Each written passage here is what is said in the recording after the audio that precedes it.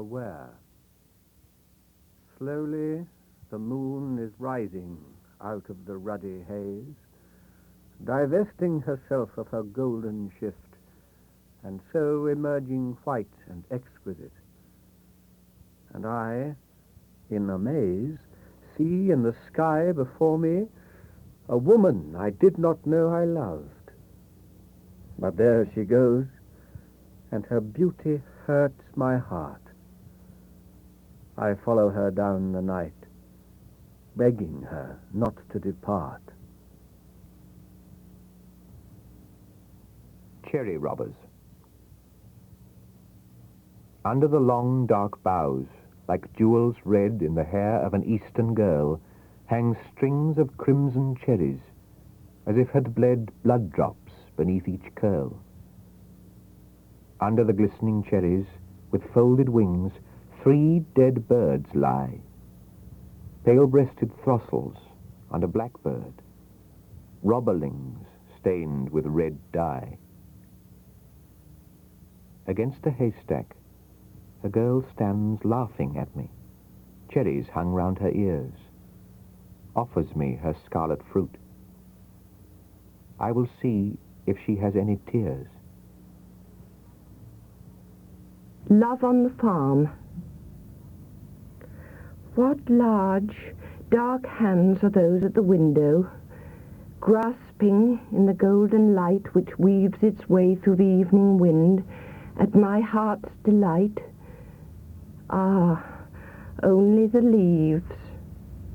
But in the west I see a redness suddenly come into the evening's anxious breast. 'Tis the wound of love goes home. The woodbine creeps abroad, calling low to her lover. The sunlit flirt who all the day has poised above her lips in play, and stolen kisses, shallow and gay of pollen, now has gone away. She woos the moth with her sweet low word, and when above her his moth wings hover, then her bright breast she will uncover, and yield her honey drop to her lover. Into the yellow evening glow saunters a man from the farm below, leans, and looks in at the low-built shed, where the swallow has hung her marriage bed. The bird lies warm against the wall. She glances quick her startled eyes towards him. Then she turns away her small head, making warm display of red upon the throat. Her terrors sway her out of the nest's warm, busy ball, whose plaintive cry is heard as she flies in one blue stoop from out the styes into the twilight's empty hall. Oh, water hen, beside the rushes hide your quaintly scarlet blushes. Still your quick tail lies still as dead, till the distance folds over his ominous tread. The rabbit presses back her ears, turns back her liquid, anguished eyes, and crouches low. Then with wild spring spurts from the terror of his oncoming, to be choked back, the wire ring her frantic effort throttling. Piteous brown ball of quivering fears, ah, soon in his large, hard hand she dies, and swings all loose from the swing of his walk. Yet calm and kindly are his eyes, and ready to open in brown surprise, should I not answer to his talk, or should he my tears surmise. I hear his hand on the latch, and rise from my chair, watching the door open. He flashes bare his strong teeth in a smile, and flashes his eyes in a smile like triumph upon me. Then careless-wise, he flings the rabbit soft on the table board, and comes towards me. Ah, the uplifted sword of his hand against my bosom, and oh, the broad blade of his glance that asks me to applaud his coming. With his hand he turns my face to him and caresses me with his fingers that still smell grim of the rabbit's fur. God, I am caught in a snare. I know not what fine wire is round my throat. I only know I let him finger there my pulse of life, and let him nose like a stoat who sniffs with joy before he drinks the blood. And down his mouth comes to my mouth, and down his bright dark eyes come over me, like a hood upon my mind. His lips meet mine, and a flood of sweet fire sweeps across me. So I drown against him, die, and find death good.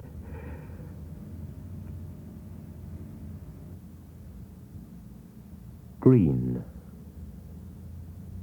The dawn was apple green. The sky was green wine held up in the sun. The moon was a golden petal between. She opened her eyes, and green they shone, clear like flowers undone for the first time, now for the first time seen. A Youth Mowing. There are 4 men mowing down by the Isar. I can hear the swish of the scythe strokes. 4 sharp breaths taken.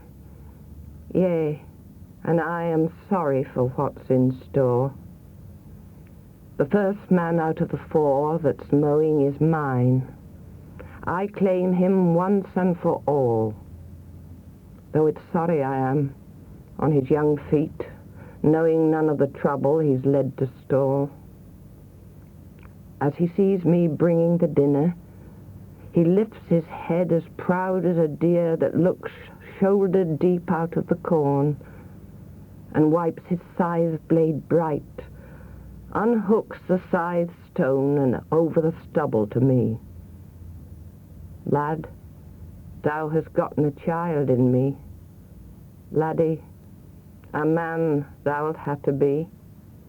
Yea, though I'm sorry for thee.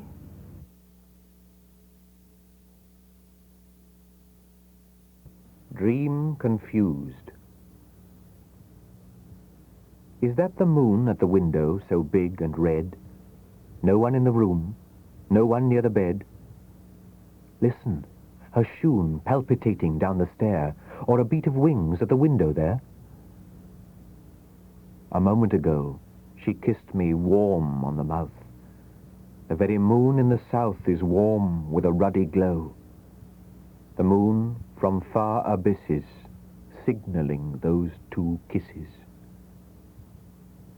And now the moon goes clouded, having misunderstood. And slowly, back in my blood, my kisses are sinking, soon to be under the flood. We misunderstood. A Winter's Tale.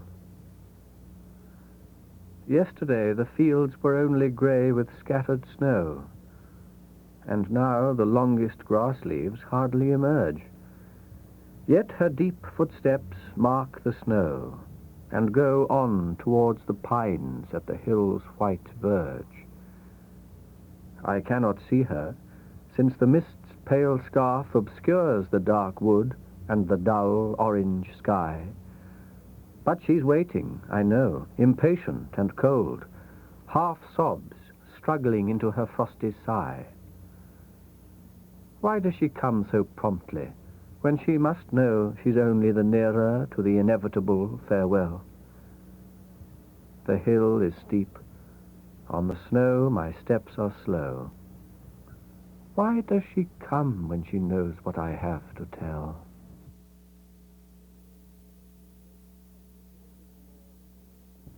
Wedding Morn. The morning breaks like a pomegranate in a shining crack of red.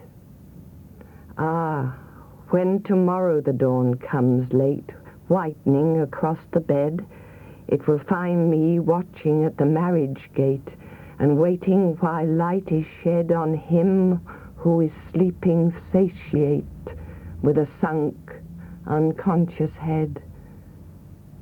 And when the dawn comes creeping in, cautiously I shall raise myself to watch the daylight win on my first of days, as it shows him sleeping a sleep he got with me, as under my gaze he grows distinct, and I see his hot face freed of the wavering blaze.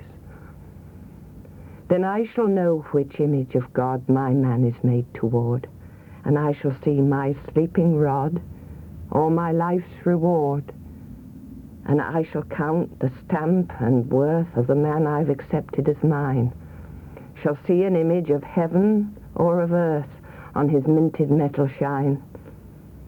Oh, and I long to see him sleep in my power utterly, so I shall know what I have to keep. I long to see my love, that spinning coin, laid still and plain at the side of me, for me to reckon, for surely he will be wealth of life to me. And then he will be mine. He will lie revealed to me. Patent and open beneath my eye, he will sleep of me. He will lie negligent, resign his truth to me, and I shall watch the dawn light up for me this fate of mine. And as I watch the one light shine on his sleep that is filled of me, on his brow where the curve wisps clot and twine carelessly, on his lips where the light breaths come and go unconsciously, on his limbs in sleep at last laid low helplessly, I shall weep. Oh, I shall weep, I know, for joy or for misery. Piano.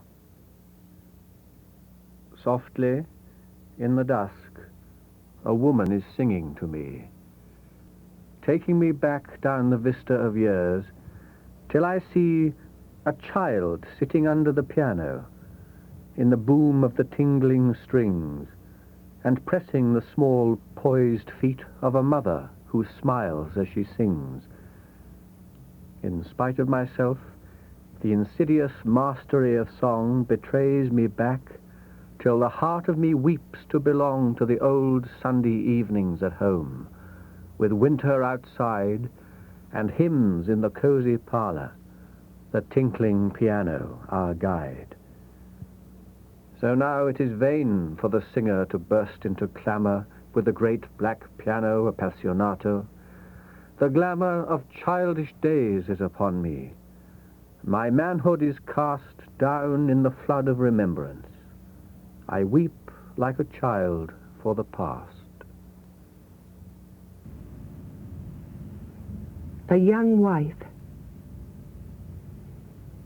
The pain of loving you is almost more than I can bear. I walk in fear of you. The darkness starts up where you stand, and the night comes through your eyes when you look at me. Ah, never before did I see the shadows that live in the sun. Now every tall, glad tree turns round its back to the sun and looks down on the ground to see the shadow it used to shun. At the foot of each glowing thing, a night lies looking up. Oh, and I want to sing and dance, but I can't lift up my eyes from the shadows. Dark, they lie spilt round the cup. What is it?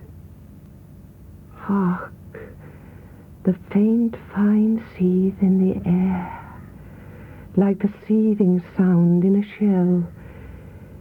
It is death still seething where the wildflower shakes its bell and the skylark twinkles blue. The pain of loving you is almost more than I can bear.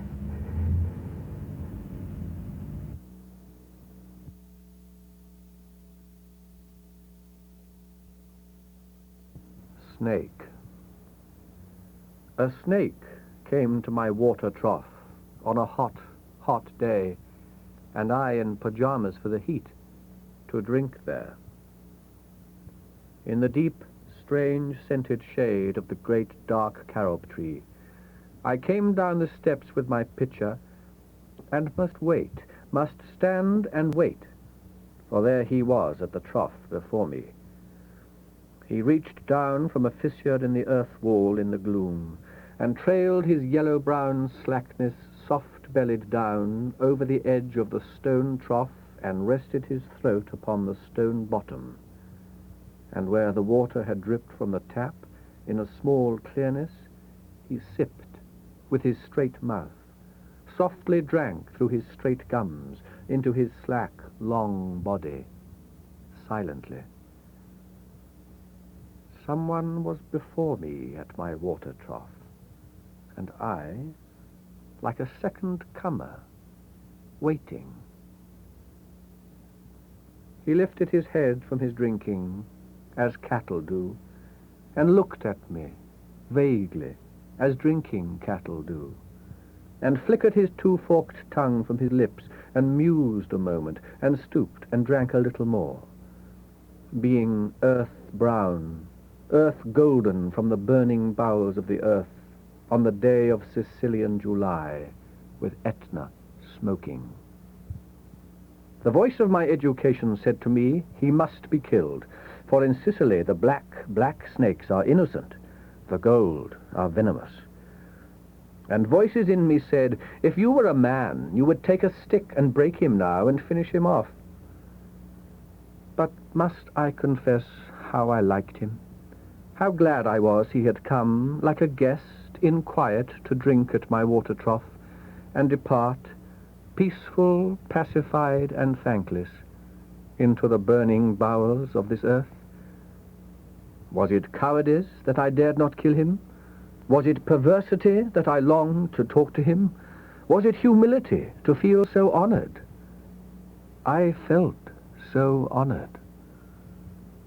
And yet those voices, if you were not afraid, you would kill him. And truly I was afraid. I was most afraid. But even so, honored still more that he should seek my hospitality from out the dark door of the secret earth.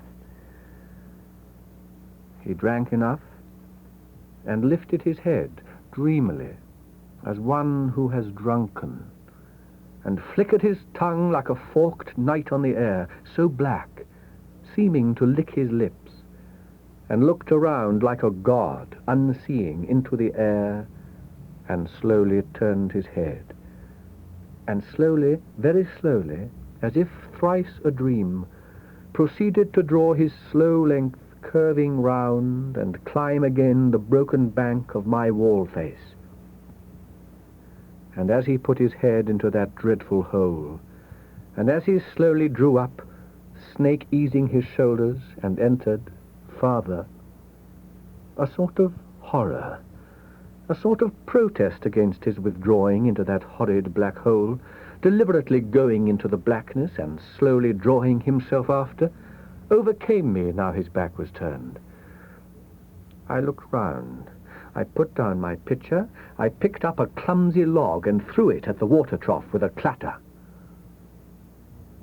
I think it did not hit him, but suddenly that part of him that was left behind convulsed in undignified haste, writhed like lightning, and was gone into the black hole, the earth-lipped fissure in the wall front, at which, in the intense, still noon, I stared with fascination. And immediately I regretted it. I thought, how paltry, how vulgar, what a mean act. I despised myself and the voices of my accursed human education. And I thought of the albatross, and I wished he would come back, my snake.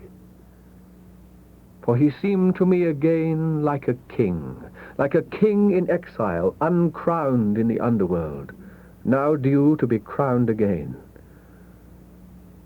And so I missed my chance with one of the lords of life, and I have something to expiate, a pettiness. Tortoise Gallantry. Making his advances, he does not look at her, nor sniff at her. No, not even sniff at her. His nose is blank. Only he senses the vulnerable folds of skin that work beneath her while she sprawls along in her ungainly pace. Her folds of skin that work and row beneath the earth-soiled hovel in which she moves. And so he strains beneath her housey walls, and catches her trouser legs in his beak suddenly, or her skinny limb, and strange and grimly drags at her like a dog, only agelessly silent, with a reptile's awful persistency.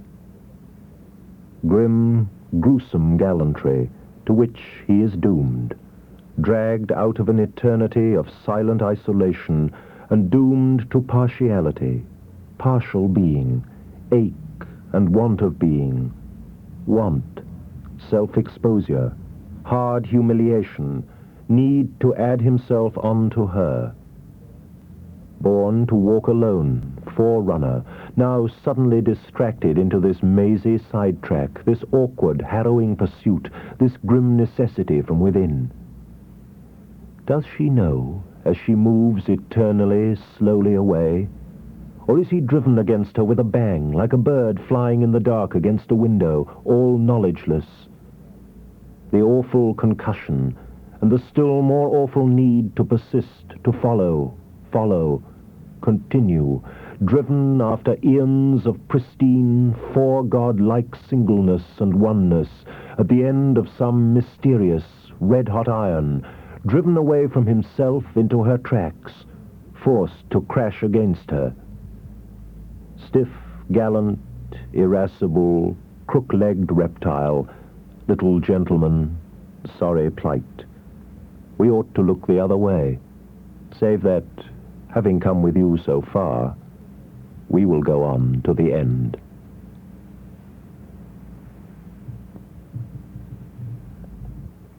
The elephant is slow to mate. The elephant, the huge old beast, is slow to mate. He finds a female. They show no haste. They wait for the sympathy in their vast, shy hearts, slowly to rouse, as they loiter along the riverbeds, and drink and browse, and dash in panic through the brake of forest with the herd, and sleep in massive silence, and wake together without a word. So, slowly, the great hot elephant hearts grow full of desire, and the great beasts mate in secret at last, hiding their fire. Oldest they are, and the wisest of beasts, so they know at last how to wait for the loneliest of feasts, for the full repast. They do not snatch, they do not tear. Their massive blood moves as the moontides, near, more near, till they touch in flood.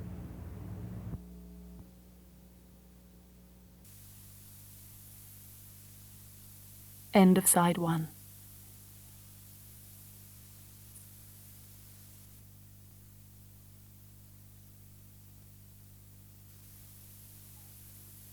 Side 2.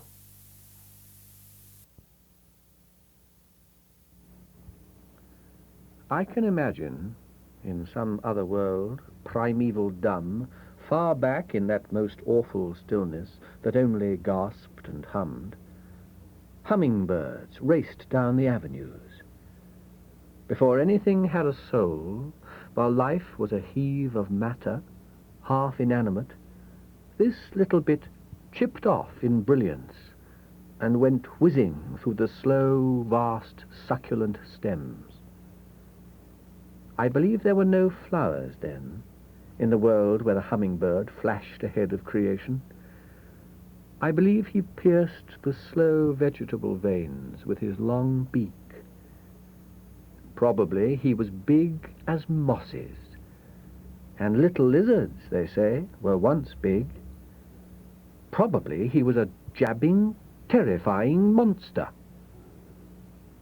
We look at him through the wrong end of the long telescope of time. Luckily for us. Trees in the garden. Ah, in the thunder air, how still the trees are. And the lime tree, lovely and tall, every leaf silent, hardly looses even a last breath of perfume. And the ghostly, creamy-coloured little trees of leaves, white, ivory white among the rambling greens, how evanescent, variegated elder, she hesitates on the green grass as if, in another moment, she would disappear with all her grace of foam.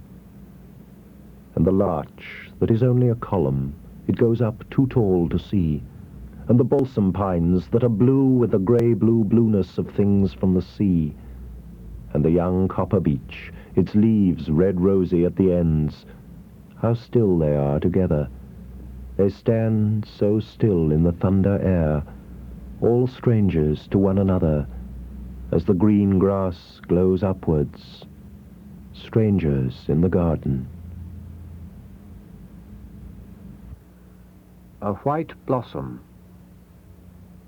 A tiny moon, as small and white as a single jasmine flower, leans all alone above my window on night's wintry bower. Liquid as lime tree blossom, soft as brilliant water or rain she shines, the first white love of my youth, passionless and in vain.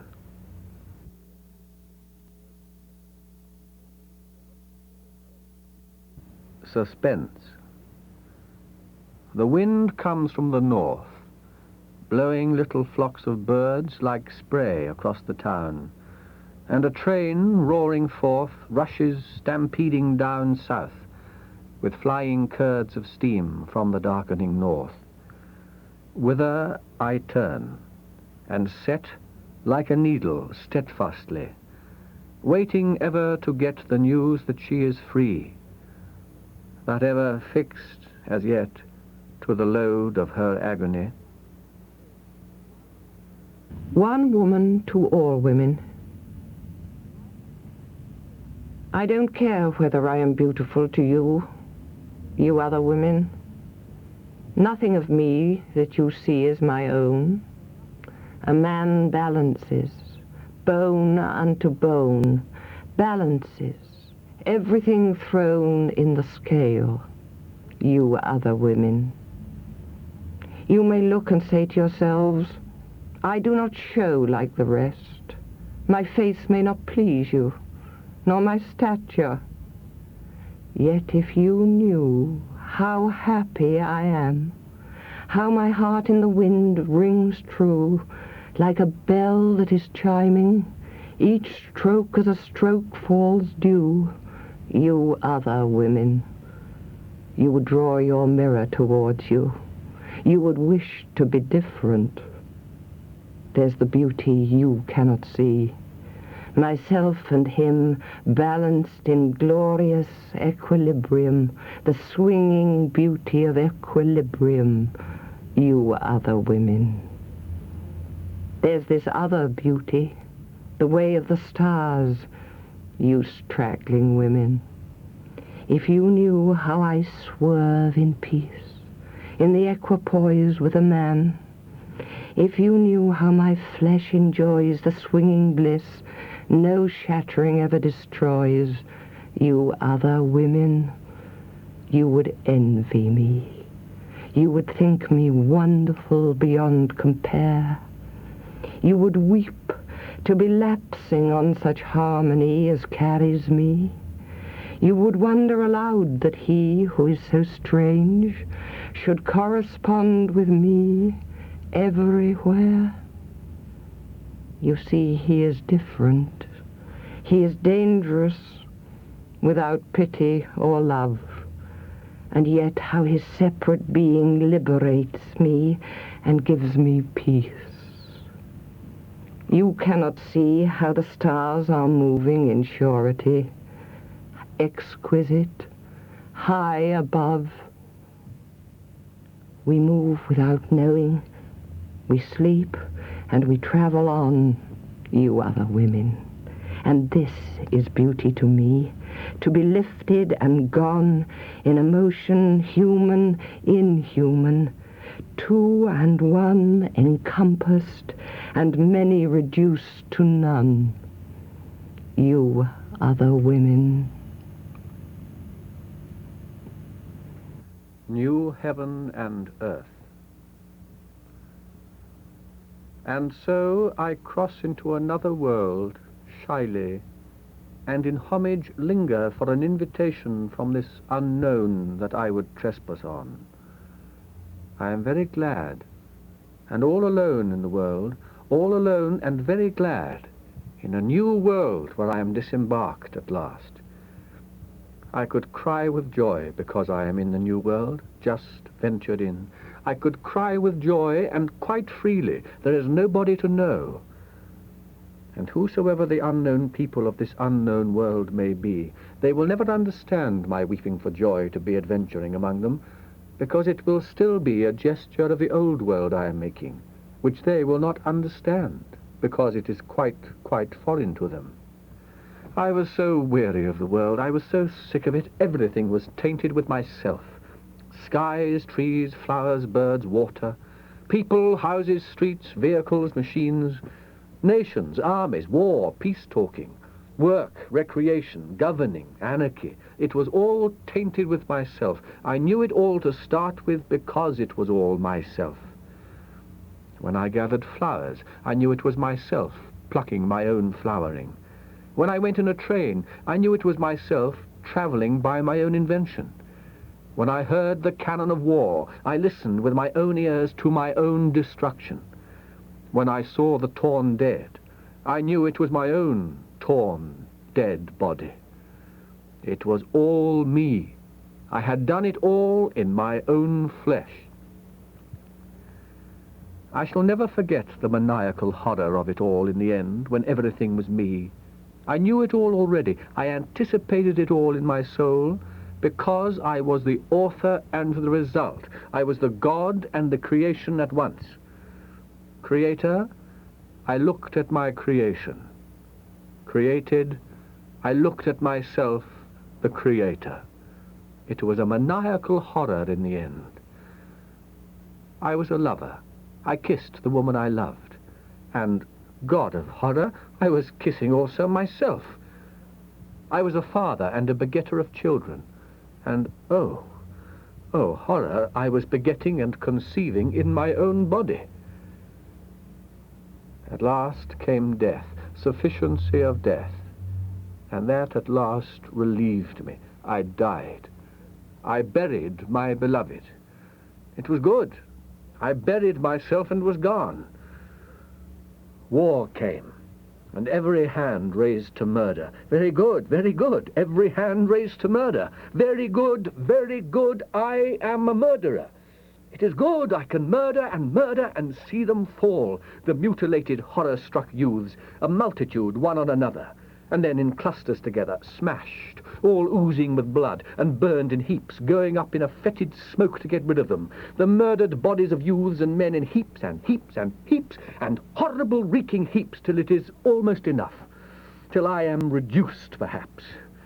Thousands and thousands of gaping, hideous, foul dead that are youths and men and me, being burned with oil and consumed in corrupt, thick smoke that rolls and taints and blackens the sky, till at last it is dark, dark as night, or death, or hell, and I am dead, and trodden to naught in the smoke-sodden tomb, dead and trodden to naught in the sour black earth of the tomb, dead and trodden to naught, trodden to naught.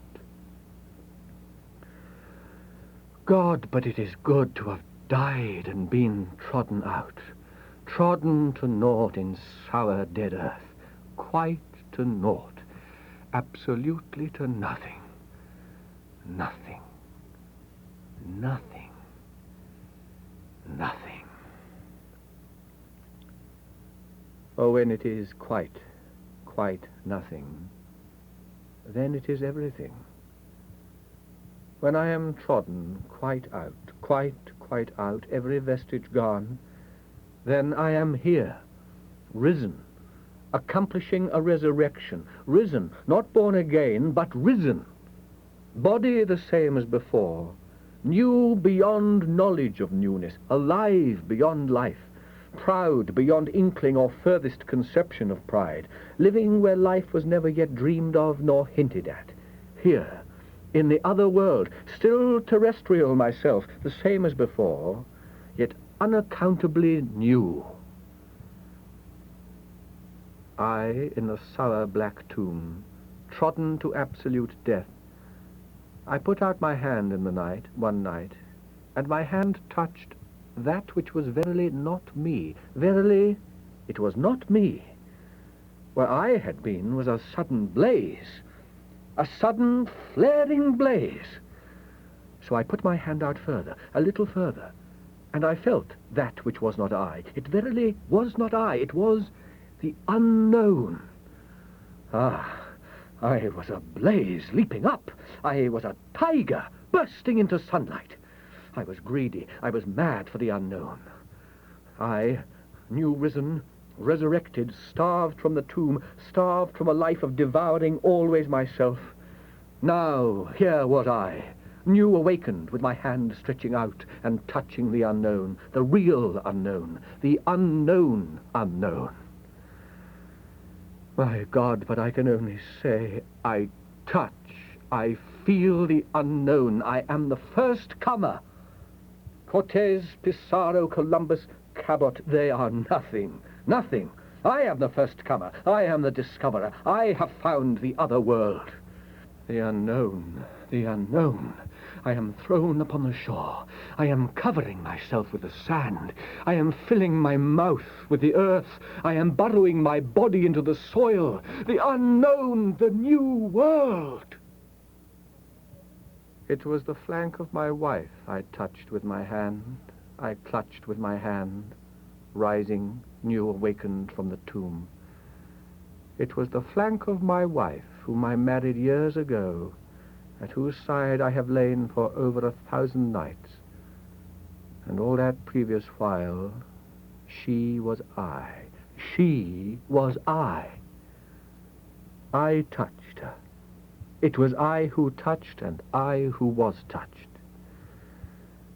Yet rising from the tomb, from the black oblivion, stretching out my hand flung like a drowned man's hand on a rock, I touched her flank, and knew I was carried by the current in death over to the new world, and was climbing out on the shore, risen, not to the old world, the old changeless I, the old life, wakened not to the old knowledge, but to a new earth, a new I, a new knowledge, a new world of time.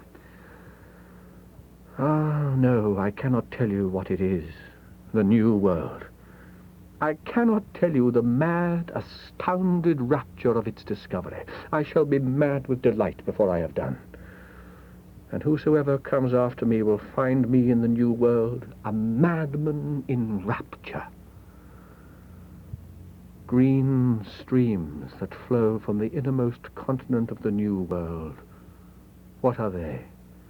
Green and illumined and travelling forever, dissolved with the mystery of the innermost heart of the continent. Mystery, beyond knowledge or endurance, so sumptuous out of the wellheads of the new world. The other, she too has strange green eyes, white sands and fruits unknown, and perfumes that never can blow across the dark seas to our usual world, and land that beats with our pulse, and valleys that draw close in love, and strange ways where I fall into oblivion of uttermost living. Also she, who is the other, has strange mounded breasts, and strange sheer slopes, and white levels. Sightless and strong oblivion in utter life takes possession of me. The unknown, strong current of life supreme drowns me, and sweeps me away and holds me down to the sources of mystery, in the depths, extinguishes there my risen, resurrected life, and kindles it further at the core of utter mystery.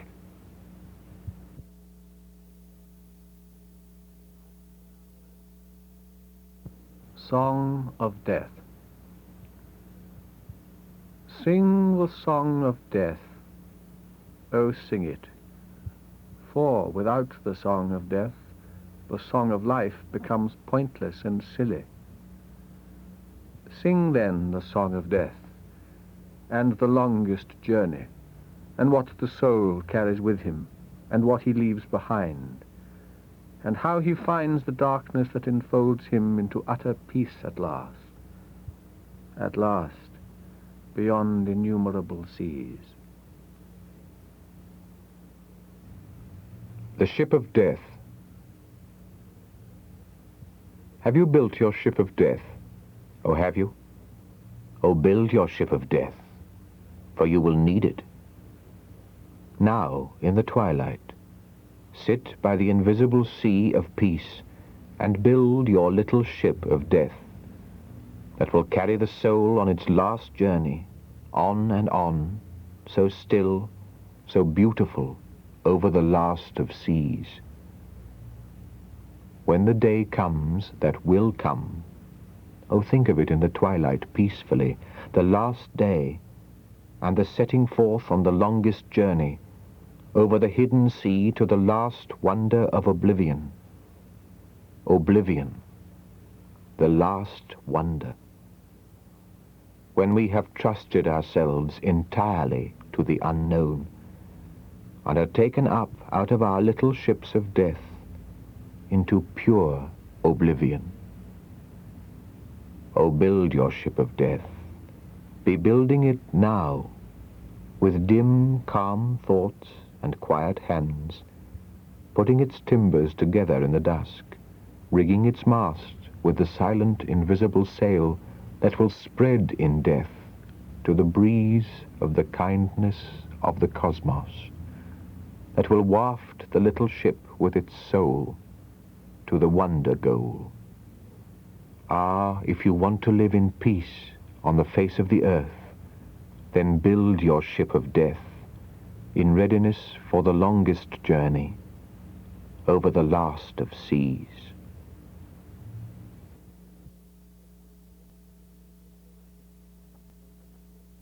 Lightning. I felt the lurch and halt of her heart next my breast, where my own heart was beating, and I laughed to feel it plunge and bound, and strange in my blood-swept ears was the sound of the words I kept repeating with tightened arms and the hot blood's blindfold art. Her breath flew warm against my neck, warm as a flame in the close night air, and the sense of her clinging flesh was sweet where her arms and my neck's blood surge could meet. Holding her thus, did I care that the black night hid her from me, blotted out every speck? I leaned me forward to find her lips and claim her utterly in a kiss, when the lightning flew across her face, and I saw her, for the flaring space of a second, afraid of the clips of my arms, inert with dread, wilted in fear of my kiss. A moment, like a wavering spark, her face lay there before my breast, pale love lost in a snow of fear, and guarded by a glittering tear, and lips apart with dumb cries. A moment, and she was taken again in the merciful dark. A passing bell. Mournfully to and fro the trees are waving. What did you say, my dear? The rain-bruised leaves are suddenly shaken, as a child asleep still shakes in the clutch of a sob. Yes, my love, I hear. One lonely bell, one only, the storm-tossed afternoon is braving. Why not let it ring? The roses lean down when they hear it. The tender, mild flowers of the bleeding heart fall to the throb. 'Tis a little thing. A wet bird walks on the lawn. Call to the boy to come and look. Yes, it is over now. Call to him out of the silence. Call him to see the starling shaking its head as it walks in the grass. Ah, who knows how? He cannot see it. I can never show it him. How it shook. Don't disturb it, darling. Its head as it walked. I can never call him to me. Never. He is not. Whatever shall come to pass. No. Look at the wet starling. Twilight. Darkness comes out of the earth, and swallows dip into the pallor of the west. From the hay comes the clamour of children's mirth. Wanes the old palimpsest. The night stalk oozes scent, and a moon-blue moth goes flittering by.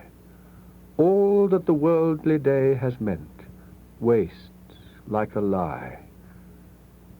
The children have forsaken their play. A single star in a veil of light glimmers. Litter of day is gone from sight.